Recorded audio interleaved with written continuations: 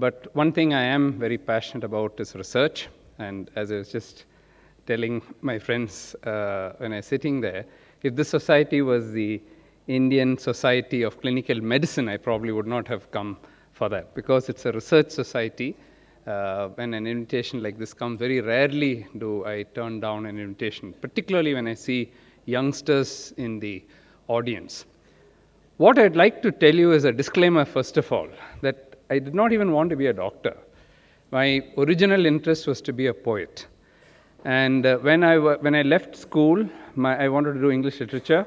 I wanted to become a professor of English, and that was my dream. But a lot of things in life happen because of serendipity.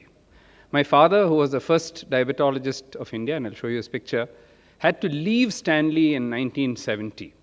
And that was a time when he wanted to set up something privately. And he kind of requested me and said, can you give up that poetry dream of yours and take up medicine? Simply because I need someone to help me.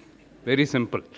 So I think that was a start. And I think everything in life is serendipity. And I believe very strongly in that nothing happens in life by chance. And in fact, I might have been a very bad poet.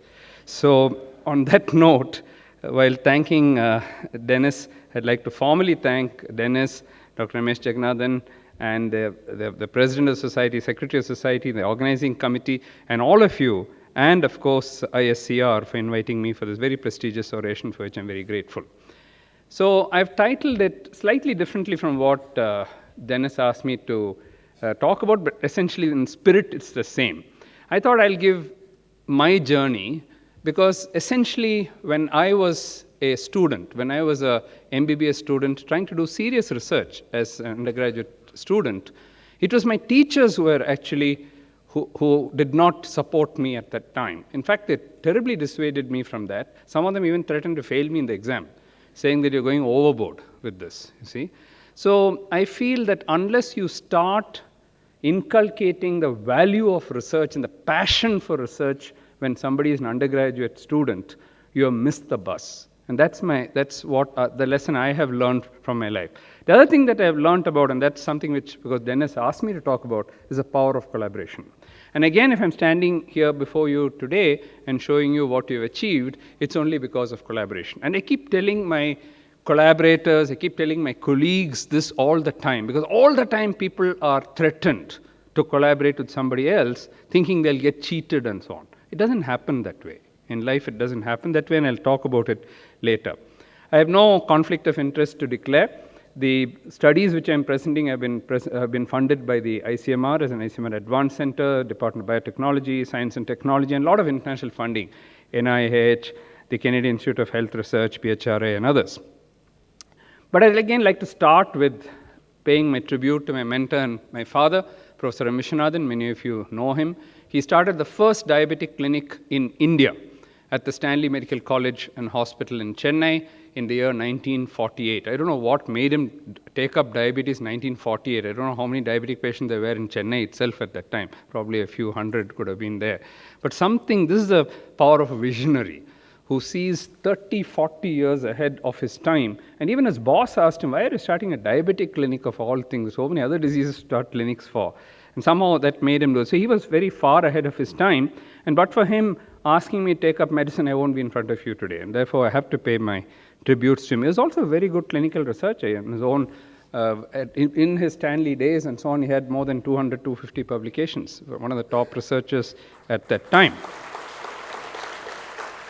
So that's me as a second-year medical student. Luckily for us, we had the first year of medicine at those days was actually English, physics, chemistry, statistics, and biology. So you don't have that luxury. You go straight into anatomy, physiology. Had I done that, without that first year, I'd probably quit. In fact, I wanted to quit. When I came to anatomy, I said, this is not my cup of tea. I'm going to leave. My father said, one more year, go to third year. Let's see whether you can still hang on, you know. So, but that's me, you know, studying. And luckily in that first year, I could do all the English that I wanted to. And I've written a book of poems, believe it or not, which I published later, all written during my MBBS days. But that's me, and that's my father. And I started working very closely with him, and I kind of had a dual life. I would do research with my father, and then also study for my exams, because I did many other things which I won't tell you about. But the person who also encouraged me in my medical college days, but for whom I would not have probably taken up serious research, somebody whom you all know very well, Dr. Lalita Kameshwaran, and most of you have pharmacology as a background and so on. And Lalita Kameshwaran was a pioneer. She was a vice chancellor. She was, so when I came to third year, and I had her, luckily her son, Mohan Kameshwaran, who has the same name as me, we were called the Mohan twins. So he was also my classmate, and we had a very brilliant batch. Our 1971 batch was rated the best batch of MMC in its 175 years of history. So we were very lucky that when we went to her for the 2 months when we were doing, when we had summer holidays and everybody went home. So we went to her and said, "Madam, can you allow us to do some research?" And she's handed over the keys to us and said, "Don't steal anything, don't break anything, and return the lab back as it was. And we'll give you 1 or 2 technicians to help you, but you pay those technicians." So she also gave us the animal house, and so we did some dog experiments and so on. And that was a real start of real research as far as I was concerned. Otherwise, I'd have been just doing only clinical research with my father, and I'll tell you how that started. But I think, so at that time, when I finished third year, I told Professor Lalita Kameshwaran, "I will come back and do PhD with you." And I did. The day I got my MD degree, I didn't go home. I went straight to Madras Medical College, met Professor Lalita Kameshwaran with the form and said, "I've come with a PhD form. Now I can do PhD under you." And I did do my PhD under her. So I salute this lady. This is a paper which I published, I'm very proud of. It got published when I was in house agency or something, but I did this when I was in third year and fourth year. It's a small study, it's an experimental study in dogs, but we actually operated on dogs as a student, as a medical student. We opened up, the animal house is almost closed. We opened it up, revived it, started doing subtotal pancreatectomy in dogs, started doing glibentamide penformin combinations, which were not even heard of at the time. So in my father's clinic, I used to do the clinical work and then do the experimental work in dogs. And so when this got published in the Indian Journal of Pharmacology, when I was a student, I thought this was a great start to my real research. And again, Dr. Lalita Kameshwaran was one who helped me for that. But working with my father right from my second year onwards, the publication started to flow. And by the time I had finished my MD, I already had 30 publications, which was quite in excess of many of my teachers in Madras Medical College at the time. Naturally, they were very upset with me. When they saw those papers coming, they kept warning me, "We'll fail you in the exam," and so on. So, but that was a good start. But I kept persisting only because my father and Lalita Kameshwaran on 2 sides kept supporting me. So then how did this research journey start and how did it continue? How did I start doing research with my father? Did we have a big research lab? We had a car shed, okay? A dilapidated car shed with no equipments in it. There was a colorimeter which used to work sometimes. We had a part-time technician who came from Stanley in the evening who would do a few blood sugars for us, and that's how we started. But then we quickly built a lab, hired the first PhD, and told my father that we have to do some serious research. We hired a PhD, actually as a professor of biochemistry, retired from Icmr, just retired, Professor Subramaniam. And later on, Dr. Snehalata took over from him. And that's how we really started doing research. We had manual records, paper records, which meant that if you wanted to study some patients, you'd have to go through 500 records or 1,000 records manually, noting down everything. We had no Google, we had no PubMed, we had no citation index, we had nothing. We didn't even have a library, okay? So if I needed journals, I'd take a flight to Delhi, go to the National Medical Library there, take down the list of journals that we want, and it'll come after a month. You pay for it, they have to Xerox it and send it to you after a month. That's how we got our references those days. But all that makes you work very hard, and your passion increases as you start working. In 1991, I actually left my father. So the first 10 years I worked with him as a student, MBBS and MD. The next 10 years I worked with him as a consultant, and then we started differing in our views because I had started peaking too early, and he had already retired, and another 20 years later, the generation gap really hit us, and he was saying that you're taking your research too seriously now, okay? You must slow down on your research. And I said, there's no way I'm going to slow down on my research, so we couldn't agree. So I parted. So when I parted with my father, he said, okay, let me remind you that you took up medicine to work with me. Now that you're leaving, let's see how smart you are. You go empty-handed. You take your stethoscope and leave. So I left with my stethoscope. I looked at my entire savings over 20 years, and it was 83,000 rupees in the bank. But my wife had a loan of over 35 lakhs. So we are actually down by 34 lakhs when I left my father with the stethoscope. Okay? And that's how we set up the Dr.Mohans Diabetes Specialty Center, then called as the MB Diabetes Specialty Center. But on that day, and another thing I disagreed with my father was, I said, to do serious research, you need electronic records. We need computers. And he said, all my life I did without computers. Now, why do you need computers? Don't get too much into this new fag thing of research and so on. Let's go the way that we have been doing all our life. And I said, no, the future is electronic records. And I'm glad I did that in 1991 when I started with the first electronic records, because today we have 410,000 patients in our electronic records, which is the largest in the whole world. And that is the power of the research. Once you start putting your mind to it and start capturing things electronically, you can do a lot. So the first clinical study started rolling out, 5,000 patients, 10,000 patients, which the world had not seen at the time. There were small studies like this, vascular complication, those who finished 25 years duration, these kind of things. But then people started telling me, hey, this is all clinic-based data. It's all okay. But where is the epidemiological data? So I said, how can I do epidemiology? I'm a clinician. I said, go out and do it. So I had to do it because I didn't know what a normal cholesterol looked like. I saw only diabetic patients. So I didn't know what a normal person even looked like. So I said, if you want to see normal people, you go out into the streets. So that's how our first epidemiological studies started. We actually started a part of a city, Chennai city. It was called convenience sample. But there again, we had to start collaborating with the household there, with the flat owners, and so on, and started getting the collaboration with them. So the first study, called as the Chennai Urban Population Study, CUPS, came in the year 1998 to 2000. We just studied a low-income group in T. Nagar, which was basically a slum, and a middle-income group in Tirumangalam, which is where the majority of people in Chennai lived in colonies such as this. So we just asked simple questions like, are there intra-urban, you have to make up your questions now. You start doing your research, you have to start making up your questions now. So the first question we asked is, urban, rural, everybody knows about. What about intra-urban? Are there differences? That turned out to be a great question. And so from there, just because we collected some data, 21 publications came out from CUPS, believe it or not, from that simple study, simply because it was an epidemiological study, and at that time, very few epidemiological studies were there, it started rolling out. Then we started, and there's another one, intra-urban differences and so on. Then we said, okay, now we have done this, why can't we go to the whole of Chennai?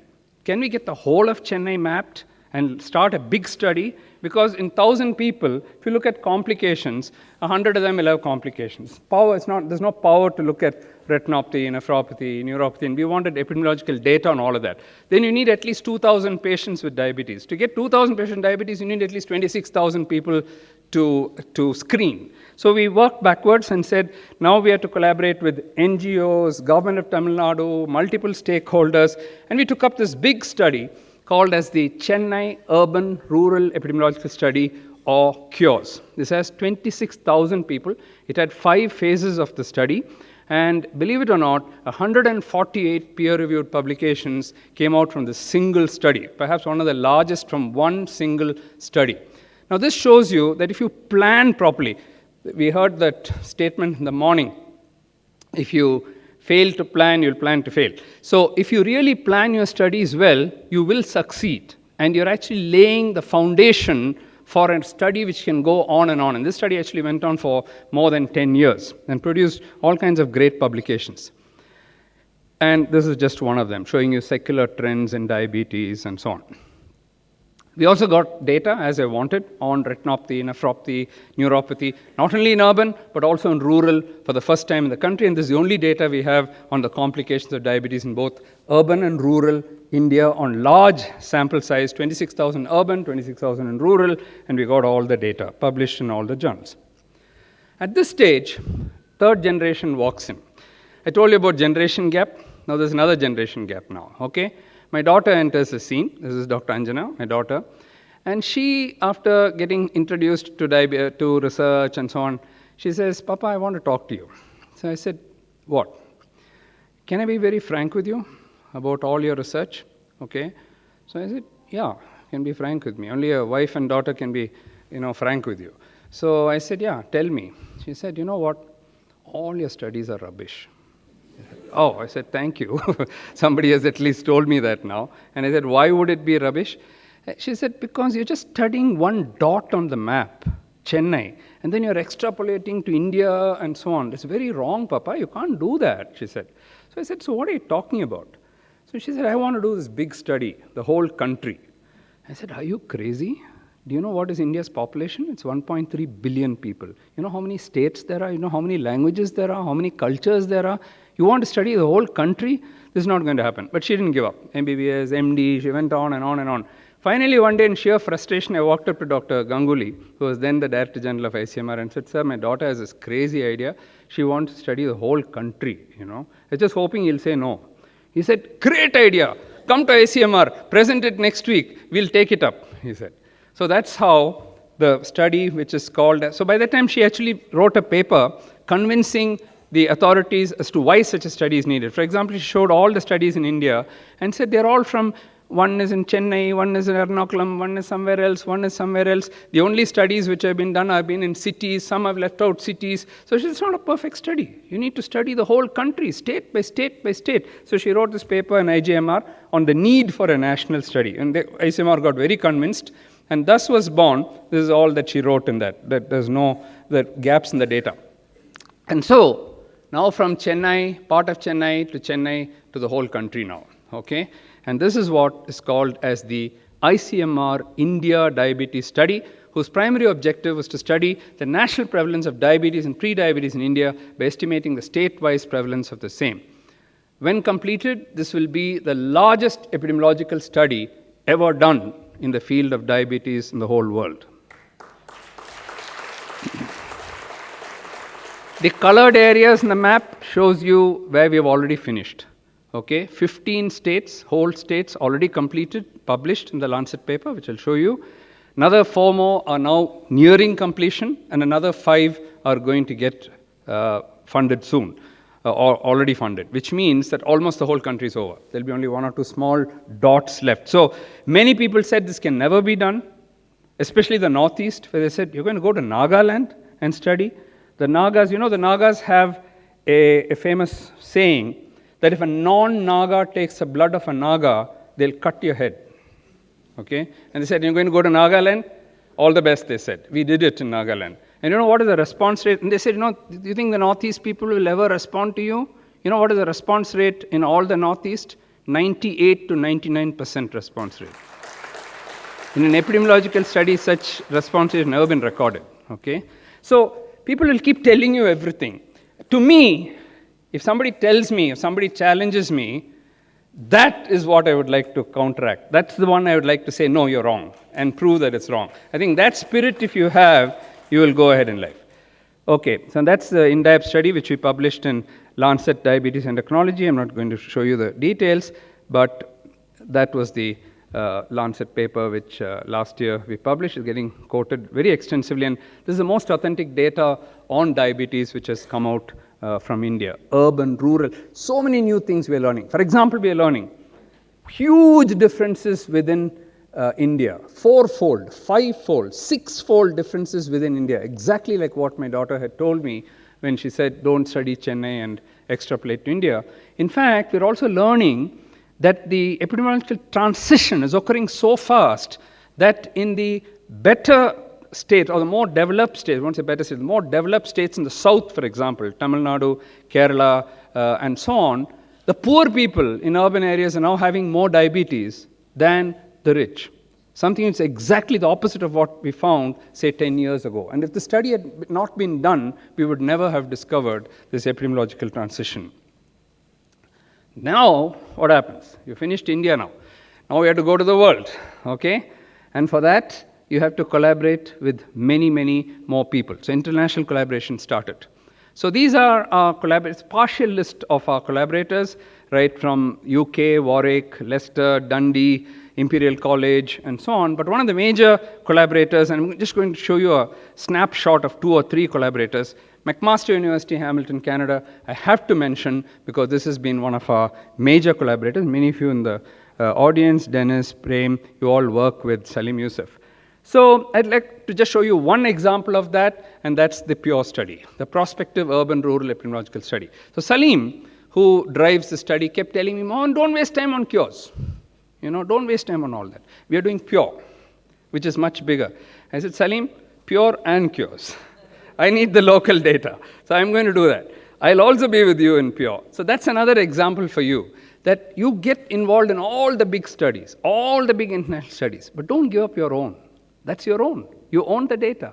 Keep working on it, because there are small things which you can learn from small studies, big things that you can learn from big things. It's only when you put all that together that the power of the collaboration really comes out. Okay? And this study, as you can see, is done in all the 5 continents and of the world, and it has some it has more than 150,000 participants already in the study. We're not going to make it 250,000 participants in the study, and so on. So I'm not going to go into what pure is about. It's about everything, whether it's cardiovascular disease or diabetes or urban or rural, or right from occupational diseases to hypertension to smoking to tobacco to anything you want in the world. It's the largest epidemiological study ever done on any subject in the world, period. There's no study bigger than that, okay? And 25 countries, 12 years already finished. We're now planning for the next 10 to 15 years, so we'll have 25 years follow-up. Framingham and so on are like a dot compared to pure. One small city unheard of somewhere. Those are big studies. So imagine what pure is. Pure is unimaginable in its size. Again, to the collaborators and to the youngsters sitting in the audience, oh, we are going to be one small part of thing. That's how it is. You can either have a small cake, or you can have a cake as big as this room and have a small part of it. You're still part of that. So that's how your mind should work when you think of collaborations, okay? So how can I get a New England Journal paper? Except in studies like this, and I have several now. So this is one study where we looked at the cardiovascular risk in 17 middle and high income countries. And the only way to get into these kind of papers, you want to publish a paper in Nature, you can't do it in a single lab today. You'll have to have at least 20 labs collaborating if you want to get a paper into Nature today, okay? So these are the kind of work. So you may be only the 20th author, doesn't matter, maybe the 150th author, but you're still there, part of a very big group. That is something which you must learn with humility, to accept that you're part of a great story and you may be a small contributor. You may not even be part of all the papers. So the first 15 or 20 papers in Pure I was not part of. Raju Gupta is here. He's very much part of these studies. So we all know that we take turns. In some papers we are there, some papers we are not there. The first 15 or 20 papers I wasn't even part of. Okay? Doesn't matter. This is a very important paper about which I'm very happy to be involved in, because I was involved in right from the beginning. This is on diet. And in this paper we show for the first time that carbohydrate is the real culprit and not fat. This paper has turned the entire evidence on fat on its head. Complete reversal. And no doubt, therefore, that very recently, just about 3 or 4 weeks ago, this paper was voted the most impactful paper in the whole world in 2017. In the whole world, among all papers published, number 1 is this paper. Okay? Again, we are only a small part of it. I'm not the first author or the last author, but I did contribute to it. I've been contributing a lot to this. I've been very passionate about this carbohydrate and fat theories, and I'm still continuing to be part of this particular thing. So again, it's a power of collaboration. It's only when you bring such large numbers and follow up people for 15, 20 years and so on that you can get the data. Now, not everybody agrees with this paper, but let them disprove it. It'll take you another 25 years to disprove it. You have to build another cohort like this, follow them for another 25 years, then only you can disprove it, okay? Harvard School of Public Health, another example, okay? I'm just giving you snippets here and there. Very powerful collaboration with Frank Hugh, Walt Willett, considered the god of diabetes. Again, we do our own nutrition work, but a lot of nutrition work, for example, this brown rice project, which we did with Frank Hugh, and so on, where we looked at white rice and brown rice, and we did trials on them, randomized clinical trial on brown. There's another one coming up also, which is getting published, okay? Emory University in Atlanta has been a major collaborator, and Dr. Venkat Narayan, with whom many of you collaborate, and Ranjini Harish sitting here in the audience, has also been part of this, one of many, many trials which we are doing with Venkat Narayan, who is shown here. 2 of his students, Mary Beth Weber and Lisa Steme, worked with Ranjini They came from US to do PhD here. So gone are the days when we are dreaming of going and getting a PhD in US. They are dreaming of getting a PhD here. So both of them came and did a PhD here. Okay? So you see how Indian science is growing as you contribute. And of course, Ranjini is also here. This is a prevention trial, just to show whether you can prevent diabetes. And what we did here was a stepwise approach to prevention, where we use lifestyle, and when lifestyle failed, we use metformin, and we concluded that you can actually prevent diabetes in those with pre-diabetes. Okay? Of interest to this particular audience is clinical trials.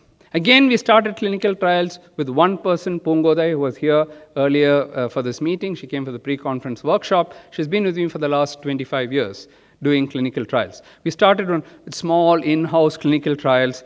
Then we went on to single-center intervention trial. Then we went on to multi-center observational trials from 1994. Then phase 2, phase 3, and so on.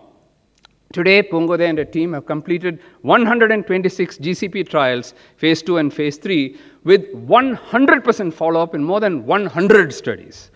Now, this is something which people say, how can you keep people on a trial? We heard from the patient today and the beautiful discussion that we had, that if they trust you, they will stay with you. If 100% follow-up was possible in 100 studies, then that means the people trusted you. And they're coming back to you, believing you, and they are telling people, go and participate in the trial, like his cousin who told him. And we need that. We need to build up that trust. Whatever Amir Khan says, taking 2 crores of rupees for every episode to blackmail us and to tell us that we are all villains. Nobody will believe you if you do good work. I mean, everybody will believe you if you do good work, and nobody will believe him, So just because bad publicity comes, it doesn't mean anything. We continue to do what we believe in. Indian collaborations. We have so many collaborations in India.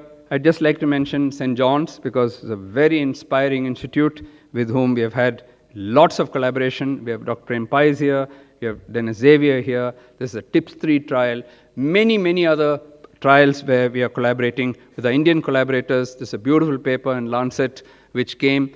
The entire study was done in India. All Indian collaborators. In fact, others who thought of the polypill could not do the study.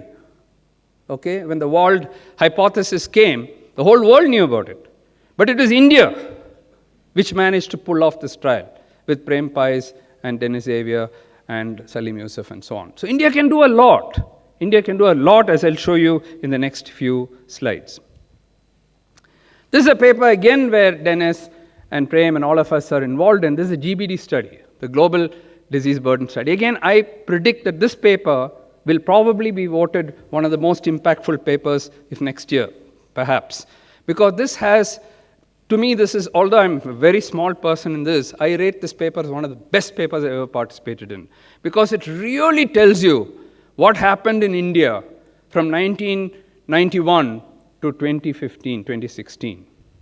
Over that period, what happened in India, the epidemiological transition, has never been brought out better than in this paper. And if some of you have not read this paper, I'd encourage you to read this paper. It tells you all that you need to know about communicable diseases and non-communicable diseases in India. And this is a real power of the collaboration within India, of all people, like-minded people, coming together, sharing their data, and that is what has made. In fact, all our INDAB data and everything is in this. Going ahead, where do we stand with respect to research in India? This is a report from December 27, Times of India. India is going to become the 5th largest economy by 2018 and the 3rd largest by 2027. China will be in number 1 position, not the United States. China will overtake the United States. United States will be number 2, and India will be number 3, which means that we'll be ahead of France, Germany, Japan, UK, and so on. When we become the 3rd most powerful country in the world, you think we shouldn't be doing research? We will do research, we will have the funds for research, and the world will look up to it. China has declared that by that time, they will have journals better than Nature and Science, and people will be vying to publish in those papers, in those journals. I think India also should set such high goals, thinking that why should we think of the American journals, they should be publishing in our journals. And that's why we should not belittle journals like Icmr and so on. It's our duty to support our Indian journals. And that's why I'm very happy to be on the editorial board of that journal. India's strengths in medical research comes from the large characterized patients, several unique phenotypes. Any disease you take, whether it's liver or heart or anything, there are so many Indian phenotypes which have not been studied fully. And if you start working on that, you have a gold mine of information. And you won't even have competition in that. We have well-trained physicians. There's diversity within the country. We were surprised that in the Northeast, where the prevalence rates of diabetes are very low, in all the Northeast states, the state of Tripura has higher prevalence of diabetes than Tamil Nadu. Okay? Why is that? Can we do it like a case control study? Can we take Mizoram and Tripura and study it like a case control? For the next 15 years, 20 people can do their PhD on that, studying the differences within India.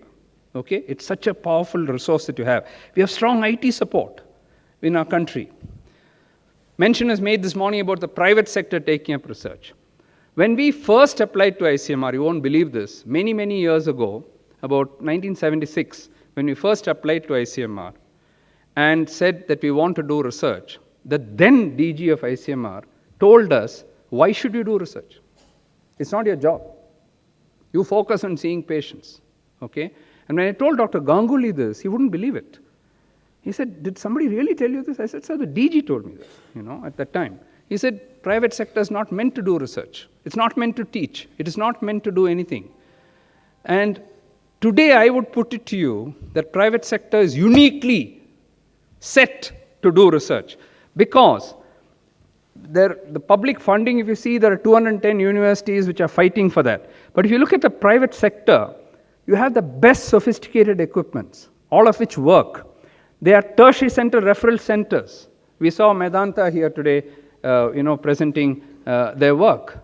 And you have large number of study patients. You have huge electronic records. Okay? You've got staff on permanent salaries. Already you've got permanent salaries. They're not like in research mode where they'll go away. There's less bureaucracy. You can take decisions just like that if you want to do research. So many advantages over the government sector. I'm not saying government should not do. I'm saying private can also do. Okay? If you want to establish a research institute, you need multidisciplinary teams. You have to interact to develop new research. You need focused research direction. Take a topic and work on that. Ask yourself a question. Every time we came up with something, we asked a question. And you try to answer that question. And of course, you need institutional commitment. And it's a step-by-step approach. Rome was not built in a day. You saw in my presentation, we started clinical work, then we started with cups, then we went to cures, then only went to INDAP, and then only went to pure. We didn't start pure straight away or INDAP straight away. We would have flopped totally because we didn't build the foundation strong enough. So initiate small research project, infrastructure facilities, collaborate with Indian, foreign universities, gradually progress. Do what is possible with available infrastructure. Don't say, oh, but I don't have the CT scan. Oh, I don't have electron microscope. Oh, I don't have this. We had nothing when we started. What did we have? We had a car shed, which is not even a car shed. There's no car even in it. That's where we started. Start with what you have. And then you can go step by step, you can go. Okay? And in that process, 3-4 slides just to tell you, how did we do it? I told you I started with just a stethoscope, minus 35 lakhs. So what did I do? I went to the small, that was called MV Diabetes Center at that time, rented building, 4 rooms, 5 rooms. That's all we had. We could hardly pay the rent. We had first patient registered, okay, 3 consultants, that's my wife and me and 1 more. And then we had 20 staff, including the housekeeping staff and so on. That's how we started, okay? But we had a core value. And our core value is to provide world-class care for diabetes and its complications at a reasonable cost. In 5 years' time, we shifted to our own building at Gopalapuram. That's on 1st September 1997. By that time, we had 100 staff, we had 10 consultants, and 40,000 patients all on electronic records. It was already quite big by that time. Today, we have 35 branches in 8 states of this country. We have 1,300 staff, 93 consultants, and 410,000 registered diabetic patients. It was a slow growth, But we continue to believe in ourselves, and our plan is to reach 100 centers and at least 1 million diabetic patients, which is a population of Mauritius, incidentally, in the next 3 to 4 years. We have set ourselves a target to reach 1 million patients, diabetic patients, in the next 3 to 4 years. MDRF, you won't believe it, the Madras Diabetes Research Foundation started in one room. That room is a toilet today. That's how small it was. We had one staff, took my first PhD student. Next building was inaugurated by Professor Ganguly. It's called the Junjunwala Research Foundation, next door to the hospital. In fact, Dr. Ganguly asked me, do you think you can sustain Dr. Mohan? I said, that's what my father asked me, sir. So far, it's gone so far well. He said, well, apply for funds, do something, don't make it die down, don't be over-ambitious, he said, which was quite true. You shouldn't extend yourself too much. But today, I'm happy to say that we built a bigger one. And Dr. Ganguly came back to inaugurate the second building, and he said, in my life, I have not inaugurated 2 research centers of the same center in my lifetime. So we built a bigger one. This is a 6.5-acre campus with 40,000 square feet. In fact, today we have 5 facilities. That one, the Siruseri one, we added 3 more. Collaboration with various national and international universities, Icmr, DST, DBT. We are recognized by University of Madras, the MGR Medical University, and Deakin University to offer PhD. So students can study in MDRF and get their PhD from Australia, okay, even without going there.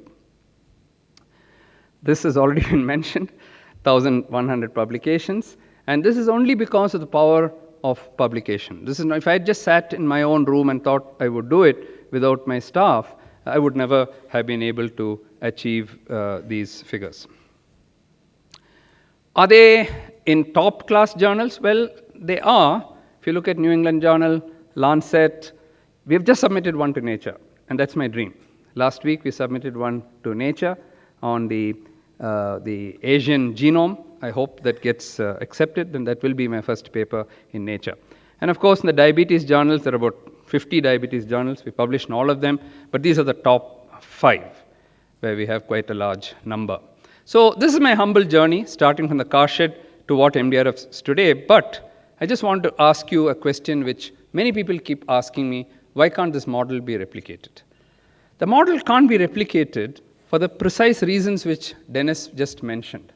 We suffer from a disease which I call as excusitis. We give excuses, okay? So it's like conjunctivitis and so on, so excusitis. We are a poor country, we have other priorities, I don't have time, we don't have expertise, we don't have statisticians, we don't have sophisticated equipment, there is no funding, we can't trust our collaborators. They will cheat us. I keep hearing this all the time. Don't trust, don't give your data, don't give your blood samples, they will cheat you, they will cheat you, they will cheat you.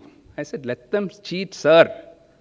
Let them cheat. 1 out of 100 will cheat, the other 99 you're going to win. So don't worry about that guy who will cheat you. Throw him out later. The whole world will throw him out if he begins to cheat. Okay? You cannot cheat everyone and get away with it. So my mantras for successful and sustained research is get medical students interested in research right from MBBS days. Build national and international partnerships and collaborators, and trust your collaborators. Just like patients trust us, we have to trust our collaborators. Formulate good research questions, train research staff, and secure funding. J.C. Bose, Jagdish Chandra Bose said, when one dedicates himself wholly for a good cause, the doors shall open. He didn't say they may open and so on. He said the closed doors shall open, and the seemingly impossible will become possible for him. Jai Hind. Thank you.